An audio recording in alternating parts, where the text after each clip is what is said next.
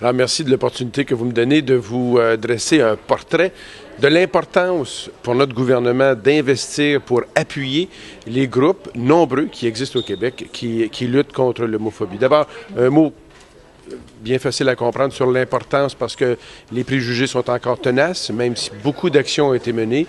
Les préjugés sont tenaces et les comportements continuent d'être là. Comme conséquence, on dit, selon les sondages, 80% des gays ou lesbiennes qui ont été témoins de comportements homophobes. On dit toujours que près de 50% des gays et des lesbiennes pensent ou ont des idées suicidaires. Quand on voit cela, on se dit qu'il faut agir. Donc, le gouvernement du Québec a posé de nombreux gestes dans les années et les décennies du passé. Il y a 2 ans, une politique a été mise sur pied pour lutter contre l'homophobie et il y a 3 ou 4 mois, on a déposé un plan d'action important pour les 5 prochaines années. Il y a 4 grandes mesures dans ce plan qu'on pourrait résumer à peu près comme ceci.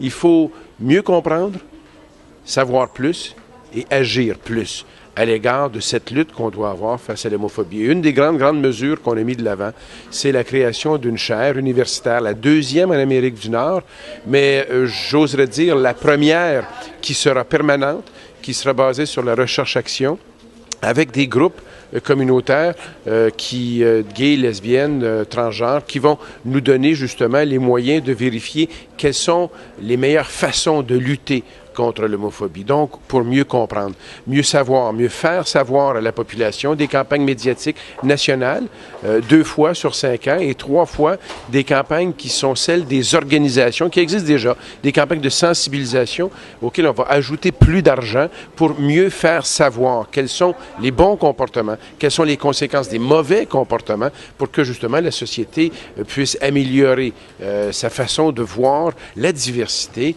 et qu'elle l'accepte et qu'elle y trouve justement un enrichissement. Autre élément, évidemment, puisque ces groupes-là sont actifs sur le terrain, nous allons augmenter leur financement. Je vais rapidement. Grosso modo, il y a 20 organismes au Québec voués principalement à la lutte à l'homophobie. Ils ont à peu près en ce moment 1,4 million de dollars par année.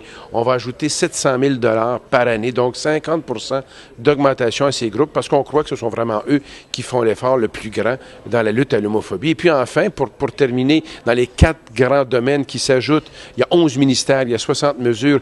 Le 4e que je ne veux pas perdre de vue, c'est la création d'un bureau. Pourquoi un bureau gouvernemental de lutte à l'homophobie? Pour 2 raisons. D'abord parce qu'on doit donner de l'aide supplémentaire, donc il faut se donner des programmes, se donner des manières d'attribuer ces ressources financières aux différents groupes. Donc, il faut faire de l'administration. Par ailleurs, on veut aussi s'assurer d'un gouvernement qui agit en interrelation les uns avec les autres. Cette semaine, ma collègue ministre des Aînés faisait une annonce justement dans le même domaine, que ce soit à la santé, que ce soit au travail dans plein de ministères.